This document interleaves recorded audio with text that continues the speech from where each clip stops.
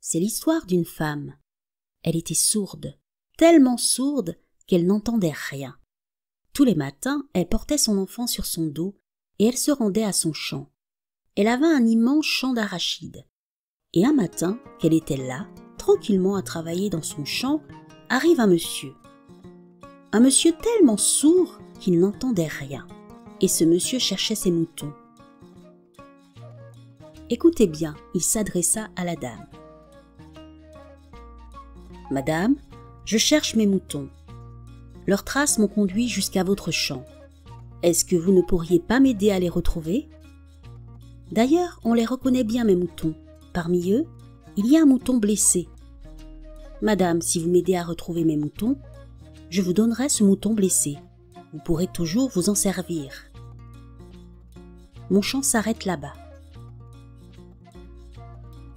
Mais elle, n'ayant rien entendu, rien compris, elle a pensé que ce monsieur lui demandait juste jusqu'où son champ s'arrêtait. Elle se retourna pour lui dire « Mon champ s'arrête là-bas. » Le monsieur a suivi la direction indiquée par la dame et par un curieux hasard, il trouva ses moutons en train de brouter tranquillement derrière un buisson. Tout content, il les rassembla et est venu remettre à la dame le mouton blessé. Mais celle-ci, n'ayant rien entendu, rien compris, elle a pensé que ce monsieur l'accusait d'avoir blessé son mouton. Alors elle s'est fâchée. « Monsieur, je n'ai pas blessé votre mouton. Allez accuser qui vous voulez, mais pas moi. D'ailleurs, des moutons, je n'en ai jamais vu. » Le monsieur, quand il a vu que la femme se fâchait, il a pensé que cette femme ne voulait pas de ce mouton, mais qu'elle voulait d'un mouton plus gros. Et à son tour, il se fâcha. « Madame, c'est ce mouton que je vous ai promis. Il n'est pas du tout question que je vous donne le plus gros de mes moutons. » Tous les deux, ils se fâchèrent. Ils se fâchèrent à un tel point qu'ils finirent par arriver au tribunal. Et le tribunal dans cette Afrique d'il y a longtemps. Cela se passait sur la place du village, à l'ombre d'un grand arbre. L'arbre à palabres, le plus souvent un baobab. Et le juge, lui qui était en même temps le chef du village, il était là entouré de tous ces gens qu'on appelle les notables. La dame et le monsieur sont arrivés, tout en continuant leur querelle. Et après les salutations, c'est elle qui parla la première. « Ce monsieur m'a trouvé dans mon champ. Il m'a demandé jusqu'où mon champ s'arrêtait. Je lui ai montré et j'ai repris mon travail.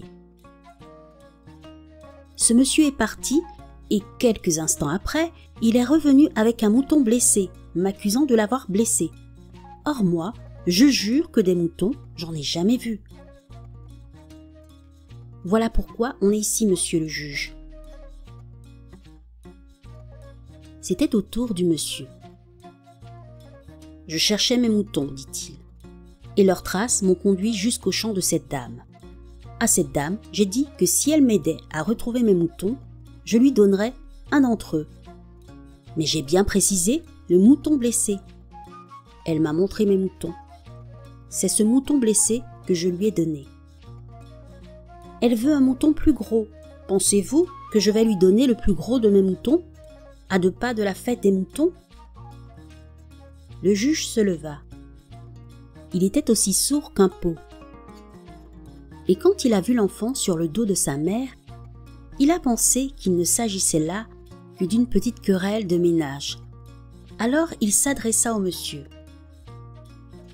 « Monsieur, cet enfant est votre enfant. Regardez d'ailleurs comment il vous ressemble. À ce qu'il me semble, vous êtes un mauvais mari. Et vous, madame, des petits problèmes comme cela, ce n'est pas la peine de venir jusqu'ici étaler ça devant tout le monde. Rentrez chez vous. Je souhaite que vous vous réconciliez. » Ayant entendu ce jugement, tout le monde éclata de rire. Et le rire contamine le juge, la dame et le monsieur. Que firent-ils? Ils éclatèrent de rire, bien que n'ayant rien compris. Et c'est à partir de là que le conte pose sa question. Le conte voudrait savoir lequel de ces trois est le plus sourd. La morale de l'histoire, il vaut mieux ne pas se dépêcher de donner une réponse. On conseille quelque part en Afrique d'avoir le cou aussi long que celui du chameau, afin que la parole, avant de jaillir, puisse prendre tout son temps.